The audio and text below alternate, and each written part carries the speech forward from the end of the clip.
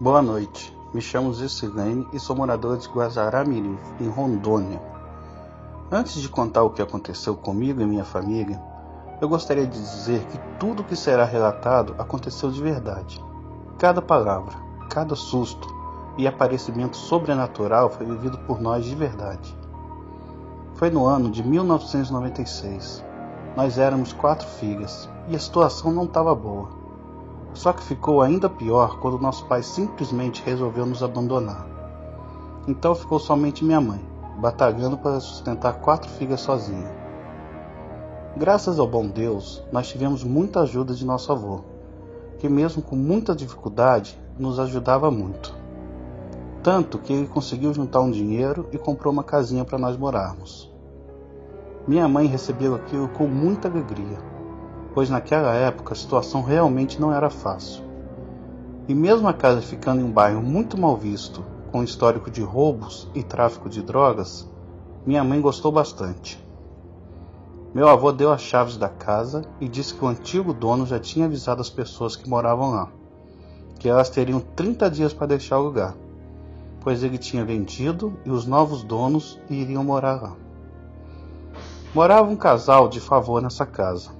Naquela época, era comum as pessoas emprestarem a casa por um tempo, para que ela não ficasse sem cuidados. Só que como meu avô tinha comprado, eles teriam que sair o mais rápido possível. Passados os 30 dias, minha mãe e meu avô foram até o lugar para limpar e consertar alguma coisa que precisasse. Só que quando chegaram lá, tiveram uma surpresa nada agradável. O casal ainda estava lá na casa, como se nada tivesse acontecendo, e não faziam sequer um movimento que indicasse que eles iriam embora. Minha mãe foi até a porta e disse ser a nova dona do lugar, e perguntou educadamente quando eles pensavam em sair. Só que o homem que estava lá sequer respondeu ela. Então eles foram até o vendedor, e disseram que o casal não iriam sair. E o antigo dono disse que a casa era dela, e que seria uma boa e até a justiça resolver isso. O juiz então determinou que o casal teria o prazo de 60 dias para sair da casa, e essa seria sua última decisão. Nesse tempo que tivemos que esperar, minha mãe já não acreditava mais que o casal sairia do lugar. Então, passados 60 dias, ela foi com meu avô novamente, e quando chegou, o homem a ameaçou de morte. Disse que ela fosse embora, senão ela iria morrer. Minha mãe então foi até a delegacia e já saiu de lá com uma ordem de despejo nas mãos. A polícia então foi até o lugar e despejou o casal para fora da casa, e o homem que morava lá olhava minha mãe com um olhar de ódio tão grande que parecia nem ser desse mundo. Enfim, minha mãe pôde então ter a nossa casa. Ela e minhas tias passaram 3 dias inteiros limpando o lugar, pois era inacreditável o tanto de sujeira que existia ali, e não sabiam como alguém poderia morar em um lugar tão sujo como aquele. Só que enfim nos mudamos, e foram dias de muita alegria, pois estávamos em nossa tão aguardada casa.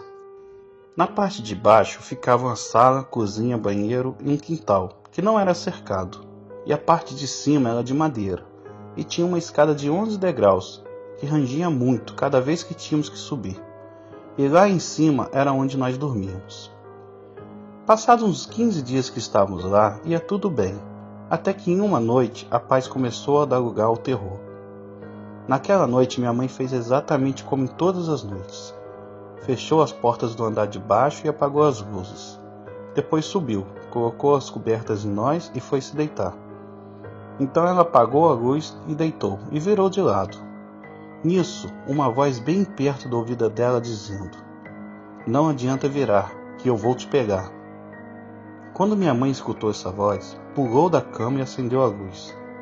Olhou por todos os lados e não viu ninguém. Então foi deitar e não apagou mais a luz. Ficou lendo o livro, pois não conseguia mais dormir, de tão nervosa que ficou.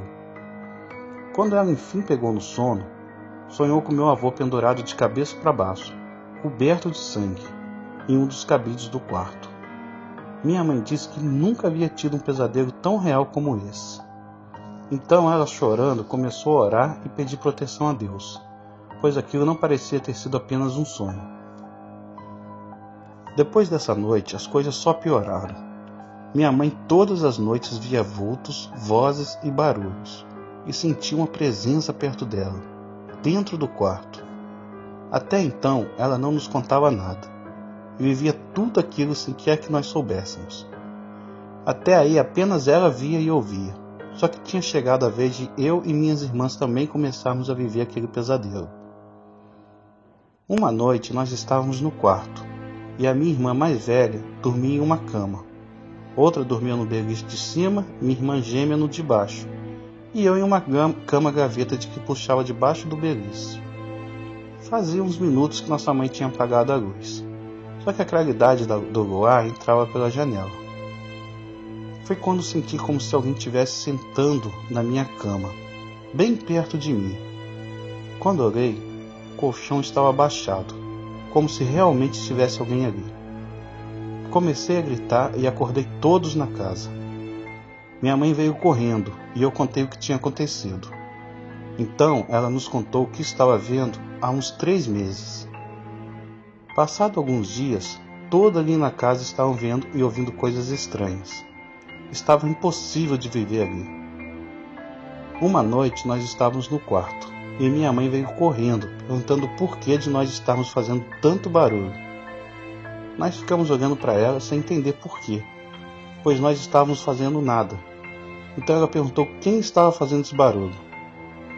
Foi quando escutamos as garrafas caindo no chão da cozinha, os copos de vidro, panelas, tudo caindo no chão, como se alguém estivesse jogando eles por todos os lados. Minha mãe acendeu a luz e correu até lá embaixo. Só que, para nossa surpresa, nada estava no chão, absolutamente nada. Estava tudo no lugar, como se nada tivesse acontecido.